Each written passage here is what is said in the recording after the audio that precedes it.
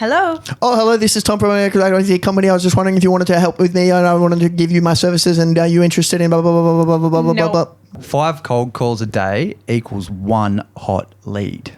Hello, everybody. Welcome to the Upscale Business Podcast. My name's Tom.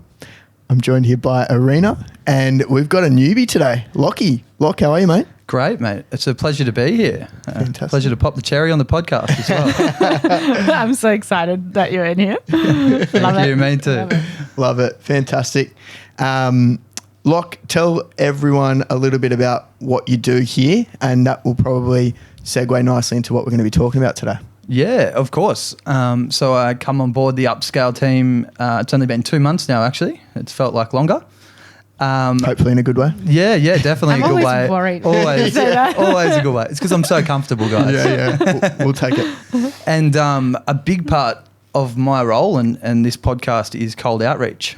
Yep. So what that means is reaching out to business owners, seeing if they're interested in our services and generating leads that way. Yep. So it's an easy, cost-free way to go about building our business. Love it. Yeah, for context, like we, as a business, get leads from different avenues, one of which is cold outreach. We think it's really important. So I suppose that's what we're going to talk about today, right? Yes. Cold outreach. Can I just say I hate cold outreach and I'm so glad you're here. Yeah, no worries. Tell the listeners about the time that we got you to do some cold outreach. Well, it started on a podcast where we talked about cold outreach. You can probably find the episode if you go through the episodes. But Mitch challenged me to do some cold calls after this podcast. And I made everyone in the office leave. And I basically just said, does everyone want to just go on lunch right now? And I waited. Okay, there's no one here. And Tom had given me a few numbers and I just started calling and I was so nervous just before and I was sweating. My palms were sweaty and I could tell I felt like I was back in school where I was playing drama and singing on stage. But I found this more nerve-wracking even though there was no person in front of me seeing me, but just calling someone random and you feel really salesy. You feel like I need to do something with this. I need to have a result from this from this call. And I felt like they don't know me, they don't trust me. Why do I have business selling them something? Mm-hmm. I feel like after going through the script a few times, I'm like, hang on, that's actually, I'm not trying to sell anything. I'm trying to actually just open a conversation. And going through the script really helped to just practice that and sort of reading, what am I actually going to say? The more you read that, the more comfortable you get. Yep. And then you just have to get through the first few calls. Yep. And you notice you gain a little bit of confidence. And I think if you did that every day of the week and you put some time aside, you're just okay, I've done this yesterday. I've got all my arms, I've got all my legs. I've got I survived. I survived. We're good. And maybe there was one conversation that you had that actually wasn't that bad. Yeah. Can I share one little mindset phrase, I suppose, that I love? Yeah. Is in any sales call, whether it's a cold call or a warm lead or whatever it might be, that you're trying to make a sale. Your job is not to make a sale. Your job is to discover whether a sale is there to be made. So if you go in with that mindset that you don't actually have to, sell this person and close them and you need to do this and that, and instead, you're interested in finding out more about what it is that you might be able to do to help them, I think that makes your job a little bit easier and changes your mindset a little bit. So look, you've been doing it for a couple of months. I think you'd done a bit of cold outreach before you started with us, but it had been a little while, right? Yeah, I'd been out of the game for a while. I think, it's important to get the reps in as well. So that was probably the first couple of weeks, speaking to Erina's point of just feeling uncomfortable. Anyone listening, you will be uncomfortable when you start. It's the same as absolutely anything in life. Yep. But I think those skills stay with you once you develop them. Yep. I think it's a really important point that you've pointed out there, that just a word, cold outreach as well, there's a bit of a naughty connotation slimy to it. Yeah. Exactly. Yep. But what you said there about asking questions and making sure it is right for someone, that's what it's about. You don't want business where people aren't interested. Eventually, that's not going to work out anyway. Yep. So it's about making sure people are the right fit for what you're offering as well. I guess to go down the stats pathway a little bit as well. Yeah, let's do it. Yeah. I like this. I like I'm sure you do. In terms of results-wise, every 5 calls where I'd spoken to a prospect, the data's shown that one of those people is now a lead for our business. Yep. So... As in they book a call and they're interested in getting some coaching with us, right? Exactly right. Yep. So they want to speak further, see if it's a good fit with the team, and they're genuinely interested after that discussion. Yep. So awesome. I think that speaks volumes as well. I mean, most calls, on average, your calls are going to last about 3 minutes. Yep. So if you do some quick math, if you're out there and you own a business and you spend 20 minutes a day, you can get 1 lead generated from that 20 minutes, and there's a lot of power to that. Yep. Yeah, and there's a lot of ways to do cold outreach in terms of getting that data, right? You could do it yourself. You could just literally Google, businesses that you might want to work with in your area, or you can actually pay someone on online, whether it's Fiverr or Upwork, businesses like that, and you can just pay for data. But like you're saying, 20% of the leads or the cold calls that you've made have converted into a relatively warm lead for our business, right? Exactly. So right. that conversion rate is really, really high. Talk us through what it actually looks like what we're doing at the moment in terms of cold outreach. So, you've got that number there, you give them a call. What are we doing? How are we actually engaging that and starting that conversation? Good question. So coming into that one, some of the people, they do know who Upscale are. There might have been an email there, but what you want to do, and the first 30 seconds of any cold call is so important. Yep. You want to come in relaxed. Yep. I think you want to come in, sound like a comfortable voice. Nobody wants to sort of speak to somebody that's come in really high energy, speaking 100 miles an hour. It's off-putting in general conversation, let alone a call. Yep. So just get a level of comfort, and then, the strategy there is just pointing out that we've spoken to them in the past very briefly. But what we just want to do is get a small understanding of how things have been in the last year. Yep. And that way, that goes back to your point, you're getting to know the customer first. Yep.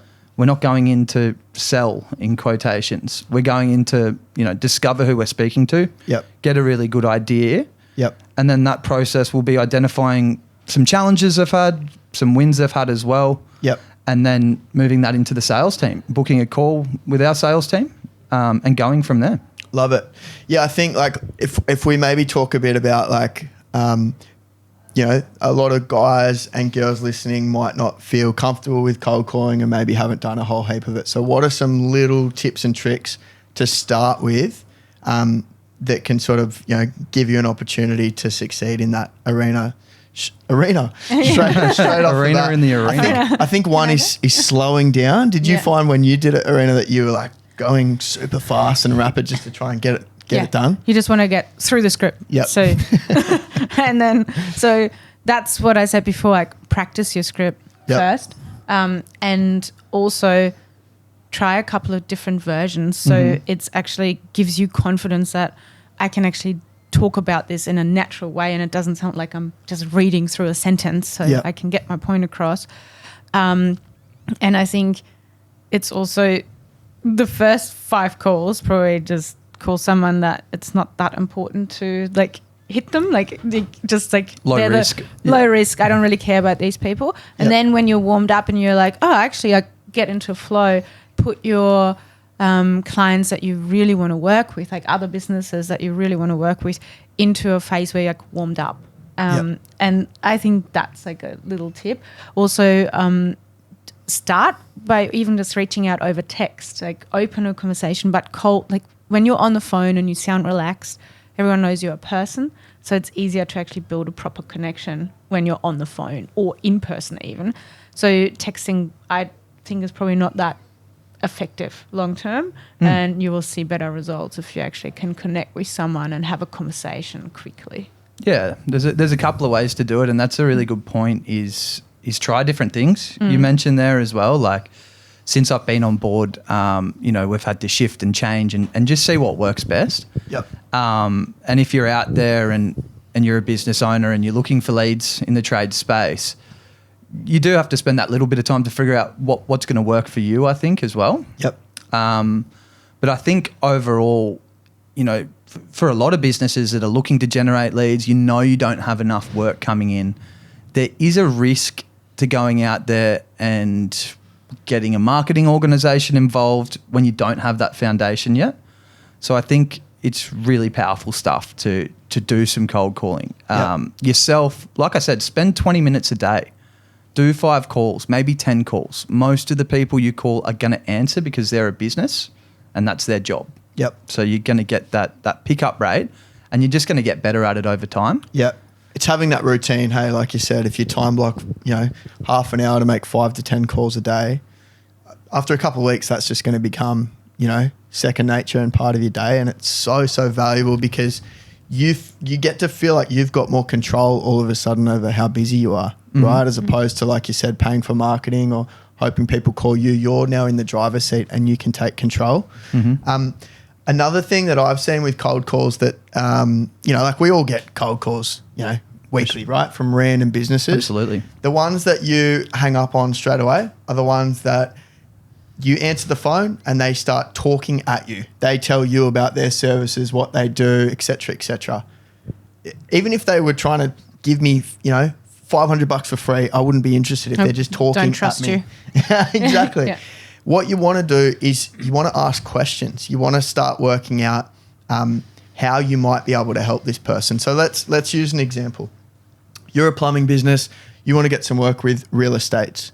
You want to start by asking them about what sort of whether they've got plumbers already, you know, how many properties they look after, whether there might be some sort of interest in, you know, potentially getting you on the books. Just trying to find out as much as you possibly can about their business and also, you know, whether or not they already have somebody who does your services, and that will give you an opportunity if you feel like it's a good fit to then explain your services and how you can help. You know what I mean? Yeah, 100%. Let's talk about a success story. So we had a live event in September. We gave out a bunch of awards, one of which was most cold outreach. Yep. Tell us a bit about the guys that won that one, Erina. That was the Caimano brothers down in Geelong. The boys. Christian and Jason. Yeah, the boys. I love these guys. Their business has changed massively. They were the type of clients that we had that did everything except for that lead generation and the cold outreach. And something didn't move. And eventually they just said, I'm just going to bite the bullet and I'm just going to do what Mitch tells me to do. And I'm just going to let myself be held accountable. And I'm just going to do it even though it's uncomfortable and no one really wants to do it. So Christian has been doing up to 100 calls a day. And just... Every day, Monday to Friday. Yep. Yep. Obviously they're in a fortunate position where they're 2 business partners. So they instead, like, if it was just you wouldn't be able to do your full day of doing this, but they literally just split the roles and said, okay, this is the focus. And they just went at it. And their business has grown massively since then. So when they first came on with us, I think their team was half the size that it is now. Wow. So, and it's they've seen a massive change in their revenue and their profits since this, since they've started doing the uncomfortable. Yep. So, yeah. It's awesome. It's so unbelievable, cool. Yeah. It is, hey. It's, I think, you know, it's scary, but, you know, the more you do it, the better you get at it. Like Locke, the way that you talk to people on the phones now versus your first day here. I know you'd already had some experience, but it's scary, right? You're a little out of practice, whereas now it's second nature. You know, you're not nervous. You know, you're really building those connections. You're having really good communication because you've been able to just repeat, tinker with what works and what doesn't. I think that's important as well, right? Is sort of recognizing what's working and what isn't. But it's massive. It's so important. Yeah, you can see that, and it kind of sounds obvious that they've gone to generate some leads because things weren't where they wanted it. Yeah. But you can focus on all other parts of the business because that naughty cold word is something you don't want to do. but it's so worthwhile. And guess where every bit of business growth comes from is the jobs that you're doing. So it's a bit of a no-brainer, but it is hard to get into, and especially 100 calls a day. It's a good massive. effort. If you're listening, you don't have to do that, but start somewhere and get that repetition under your belt. Yep. And then I think another thing is like with the comfort, like it helped, I don't think it took me that long to really get a sense of belief in my voice across the phone because, I really believe in what we're doing here. Yep. And if you're a business owner out there, you started a business because you believe in your skill set and what you guys are providing. So just remember that and it'll be a hell of a lot easier. Yep. That passion in your tone will just come across naturally. For sure. Yeah, love it. I really love that. Good advice. Yeah. I want to say something like a last little. Oh yeah. Guys. What do we got? We quickly touched on the stats, but my tip is to actually write that stuff down. How many calls did you make? How many people picked up? How many people were interested in your services? So you can play with the numbers because if out of 100 calls you make in a day or in a week, I'm going to have 80 pick up.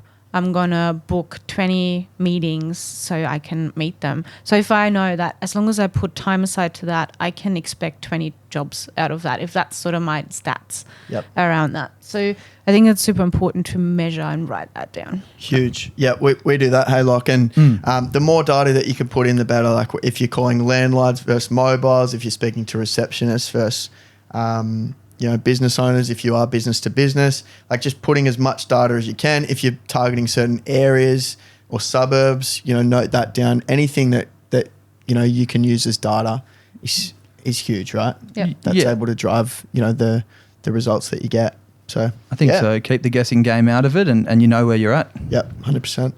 Well, that was fun. That. How was your first hit out, Locke? It was great. It was great. You guys made it easy, but it was good to be on. Nice. Fantastic. Let's wrap up.